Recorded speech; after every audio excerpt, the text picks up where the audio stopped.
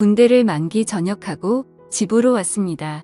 군대에 가기 전엔 다른 집이었는데 제가 군 생활을 하던 사이 또 다른 곳으로 이사를 했더군요.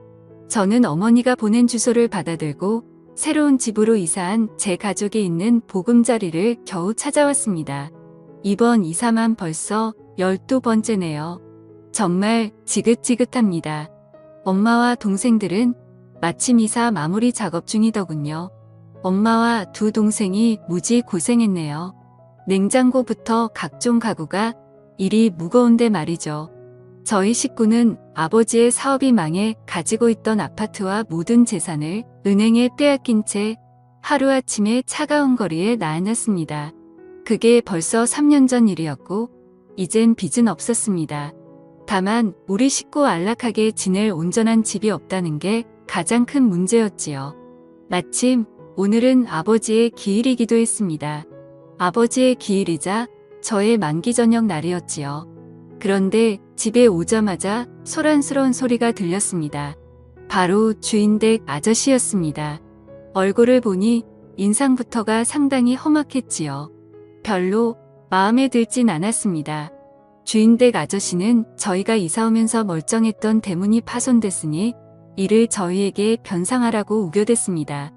제가 뭐라 설명을 해도 멍청한 속이에 격릴지더군요. 그것도 아무런 증거도 없이 막무가내로 우리에게 덮어씌우니 참으로 답답했습니다. 원래부터가 이랬는데 말이죠.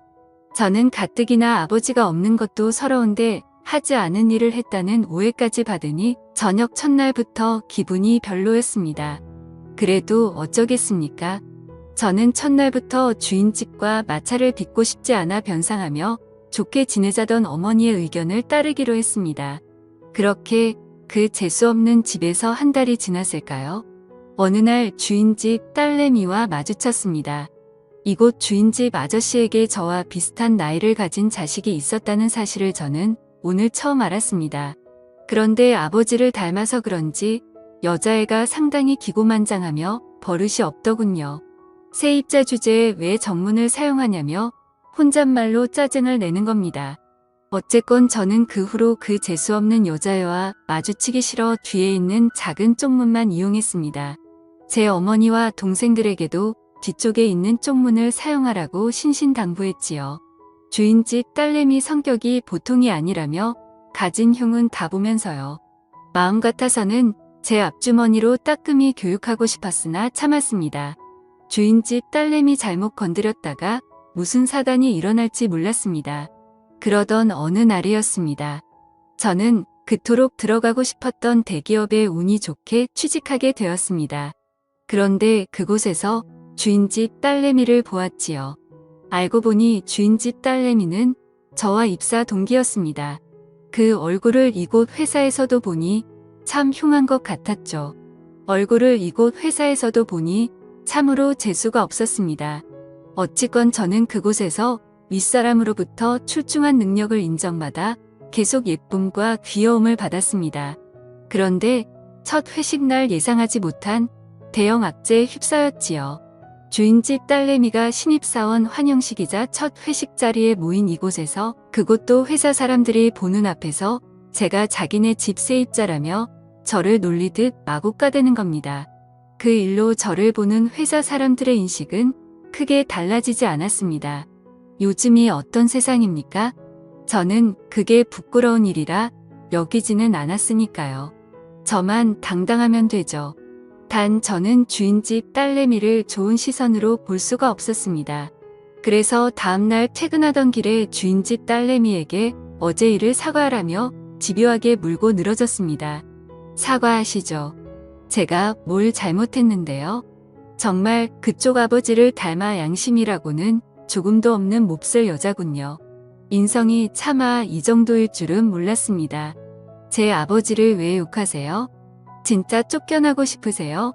그 돈으로 갈 데도 없을 텐데. 능력이 안 되니 뒤에서 까는 거죠. 당신 같은 여자 많이 봤어. 실력은 없는데 질투는 많고 열등감은 높지. 게다가 밝히기는 얼마나 밝힐까? 제 말을 듣고 있던 주인집 딸내미는 제 말에 화가 났던지 손을 치켜세우며 저를 때리려고 하더군요. 저를 보는 그 눈빛이 얼마나 매섭던지 소름 끼쳤습니다. 엄마도 저는 때리지 않고 어려서부터 오냐오냐 키웠습니다. 그런데 집 하나 있다는 이유로 손을 치켜 세우며 저를 때리려고 하니 저는 주인집 딸내미 손목을 붙잡고선 그저 거만하게 웃었지요. 그러자 주인집 딸내미가 이건 우울하며 화를 내더니 급기야 제 얼굴에 침까지 뱉는 겁니다. 저는 그때 속으로 얘를 어떻게 할까 고민했습니다. 저도 주인집 딸내미 얼굴에 침을 뱉고 윙크를 날리며 배로 갚아주었지요. 그리고 제 앞주머니만 대놓고 주물렀습니다. 그리고선 이렇게 말했지요. 주인 아저씨한테 말하라고 말입니다. 당장에 방을 빼겠다고 진짜로 당당하게 나갔습니다. 아마도 수치스러웠을 겁니다. 사실 이 돈으로 아직 갈 곳은 없었으나 대기업에 취직했으니 은행 대출을 받아 다른 곳으로 가면 됐을 일입니다. 더는 제 어머니와 동생들을 그런 집에 살게 하고 싶지는 않았습니다. 어쨌건 그 일이 있던 후 어느 늦은 밤 골목길을 지나 집으로 가는데 어디선가 공경에 처해 도와달라는 어느 젊은 여자의 목소리가 들리는 겁니다. 저는 도움의 목소리가 들리는 곳으로 발길을 옮겨보니 주인집 딸내미가 건장한 어느 남자에게 가로막혀 벌벌 떨고만 있는 광경과 마주했지요. 저는 주인집 딸내미를 외면하고 싶었으나 미운 정도 정이라며 그냥 지나칠 수가 없어 무슨 일이냐며 모른 채 성큼성큼 다가갔습니다. 주인집 딸내미 말로는 얼마 전 지인 소개로 만나게 된 남자인데 최근까지 연락처를 주고받으며 지내다가 며칠 전 직접 만났는데 막상 만나보니 별로라 그만 보자 했다가 이런 동변을 당하게 되었다고 듣게 되었습니다.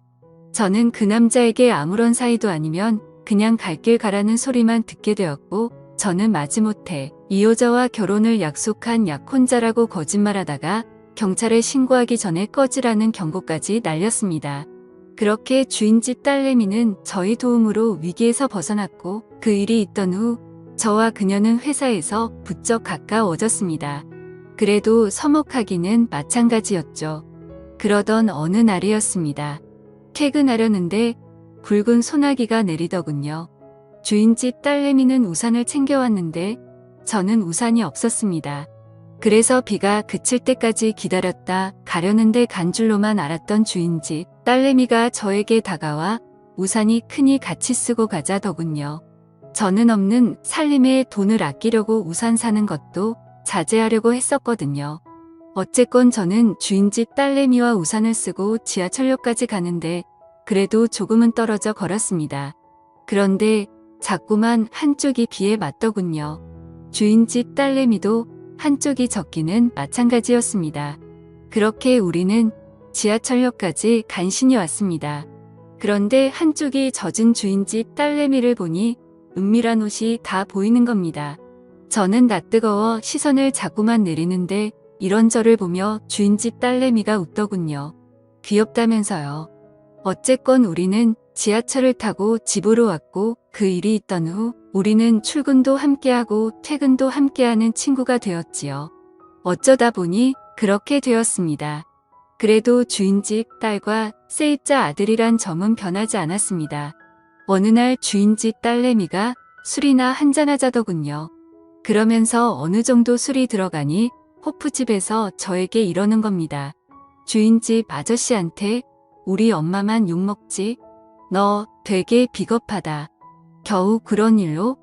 그러는 넌 나 만날 수 있어? 너 나 처음부터 싫어했잖아. 아니야. 사실은 좋아했어. 좋아해서 그랬던 거야. 진짜야. 바보.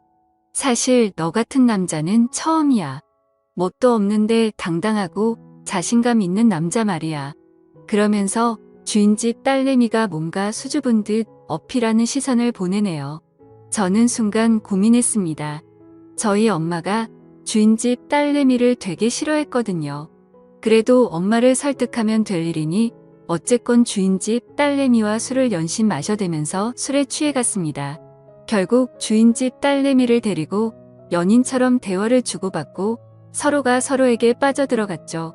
그날 이후에 저는 그곳에 살고 있는 주인집 딸내미와 또 우리는 어른들은 모르게 몰래 만남을 계속 이어갔고 급기야 서로가 좋아 결혼까지 약속하게 되었지요. 그리고 우리 둘의 사이를 주인집에 까발리던 날 저는 주인집 아저씨에게 이렇게 말했습니다. 그때 이 집으로 이사 왔을 때 대문 망가뜨렸던 거 저 아닙니다. 오래전 일이지만 그래도 사과는 하시죠? 주인집 아저씨는 어처구니 없다는 얼굴로 저와 저희 어머니만 보았으나 사과하라는 자기 딸의 성화에 맞지 못해 정중히 사과하시더군요. 그 후로 저희는 다른 곳으로 이사했고 저는 주인집 딸내미와 결혼해 봉천동에 있는 어느 빌라에서 행복한 신혼을 보내고 있습니다. 제 사연을 읽어주셔서 감사합니다.